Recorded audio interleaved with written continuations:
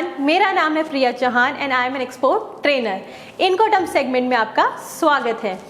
आज हम बात करेंगे what is CIF, cost, insurance and freight. तो हम कहाँ CIF को यूज़ करते हैं, क्या इसका मतलब होता है और कैसे इसको यूज़ किया जाता है, ये सारी बातें आज हम करेंगे। उससे पहले मैं आपको बता दूं कि मैंने इनकोटर्म्स पे एक बहुत ही डिटेल्ड वीडियो बनाया हुआ है जिसे आप देख सकते हैं और इनकोटर्म्स की पूरी जानकारी आप वहाँ से ले सकते हैं।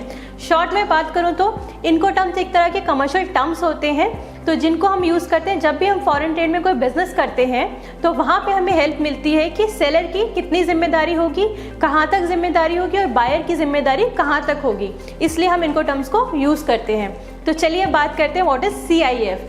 CIF को हम कहते हैं कॉस्ट, इंश्योरेंस एंड फ्राइट। तो इसमें आपकी जिम्मेदारी कहाँ तक होती है। तो अगर आप सेलर हैं या एक्सपोर्टर हैं तो आपको क्या करना होगा, आपको यहाँ पे शिप को भी बुक कराना होगा और उसके साथ साथ इंश्योरेंस भी करना होगा। जैसे कि हमेशा मैंने बताया है, जब तक भी इंश्योरेंस मेंशन ना हो तब तक आपको इंश्योरेंस नहीं करना होता है, बट इस वाली टर्म में इंश्योरेंस क्लियरली मेंशन है तो यहाँ पे आपको इंश्योरेंस की जिम्मेदारी भी लेनी होती है और कोशिश करनी होती है कि आप कम से कम कॉस्ट के साथ इंश्योरेंस को बुक कराएं। तो फिर बेसिकली इसमें आपको करना क्या होता है, इसमें आपको अपने प्रोडक्ट को पैक कराना होता है, कंटेनर में लोड कराना होता है, उसको पोर्ट तक लेके आना होता है, कस्टम क्लियरेंस करानी होती है, टर्मिनल चार्जेस देने होते हैं, फिर इसको कैरियज पे लोड कराना होता है, उसके बाद शिप भी बुक कराना होता है और कैरियज और शिप के चार्जेस भी देने होते हैं। उसके बाद आपको इंश्योरेंस भी करानी होती है। तो यहाँ तक की पूरी जिम्मेदारी आपकी होती है, उसके बाद की सारी जिम्मेदारी बायर की होती है। चलिए अब मैं आपको समझाती हूँ कि एक्सपोर्ट प्रोसेस क्या होता है, इसमें कौन कौन से स्टेप्स होते हैं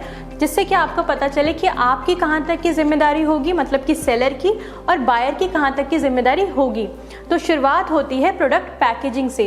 तो मतलब कि आपको ऑर्डर मिल गया है और अब आपने अपना प्रोडक्ट तैयार भी कर लिया है तो आपके बायर ने आपको इंस्ट्रक्शन दी होंगी कि आपको कैसे इसको पैक करना है, बॉक्सेस में करना है या PP बैग्स में करना है, तो वो आप कर लेंगे। ये एक फर्स्ट स्टेप होता है। दूसरा होता है कि आपको लोडिंग करानी होती है। तो लोडिंग आप कंटेनर्स में कराते हैं तो वो एक दूसरा स्टेप आता है कि लोडिंग आपको करानी होगी, उसके चार्जेस लगते हैं। तो अगला आता है डेस्टिनेशन टू पोर्ट और प्लेस।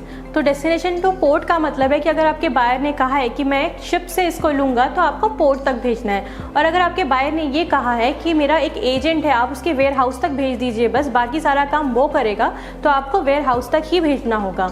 तो नेक्स्ट स्टेप आता है कि अगर आप पोर्ट पे भेज रहे हैं तो पोर्ट पे भेजने के बाद आपकी एक्सपोर्ट ड्यूटी लगेगी, टैक्सेस लगेंगे, कस्टम क्लियरेंस होगी, क्योंकि ये भी तो जानना होगा कि आप कोई रिस्ट्रिक्टेड प्रोडक्ट तो नहीं भेज रहे हैं। तो उसके बाद आता है टर्मिनल चार्जेस। आप पोर्ट पे लेके जाते हैं तो वहाँ पे टर्मिनल्स होते हैं, उनके भी चार्जेस होते हैं। उसके बाद स्टेप आता है लोडिंग ऑन कैरियज। आप किसी शिप में भेज रहे हैं तो उसमें लोड भी कराना होगा।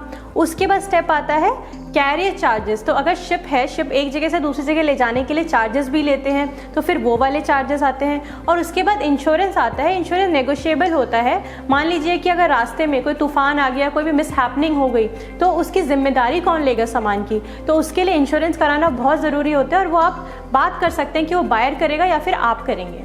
तो अब आपका प्रोडक्ट आपके डेस्टिनेशन तक पहुंच गया है तो वहाँ पे भी टर्मिनल्स होते हैं, तो वहाँ पे डेस्टिनेशन टर्मिनल चार्जेस होंगे, वो कौन देगा। उसके बाद दूसरा स्टेप आता है डिलीवरी टू डेस्टिनेशन, कि जहाँ पे भी बायर ने मंगाया है वहाँ तक की डिलीवरी भी देखनी होगी।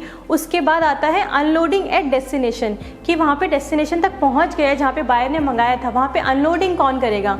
और सबसे लास्ट में आता है आपकी इम्पोर्ट ड्यूटीज़, कि उसको कौन देखेगा। सो CIF में होगी आपकी एक्सपोर्ट पैकेजिंग से लेके इंश्योरेंस तक की जिम्मेदारी। तो मैं उम्मीद करती हूँ आपको समझ आ गया होगा कि व्हाट इज CIF, इसको कहाँ इस्तेमाल करते हैं, कैसे इस्तेमाल करते हैं और इसमें आपकी जिम्मेदारी कहाँ तक होती है। तो मैं उम्मीद करती हूँ आपको ये वीडियो बहुत अच्छा लगा होगा और बहुत सारी जानकारी मिली होगी। आने वाले वीडियोस के लिए आप हमारे चैनल को सब्सक्राइब करना ना भूलें।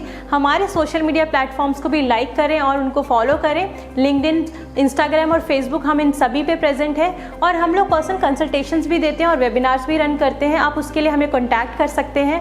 तो आने वाले टाइम में मैं और बहुत सारी वीडियोस लेके आऊँगी और बहुत सारी जानकारी आपके साथ शेयर करूँगी। धन्यवाद। Go local to global.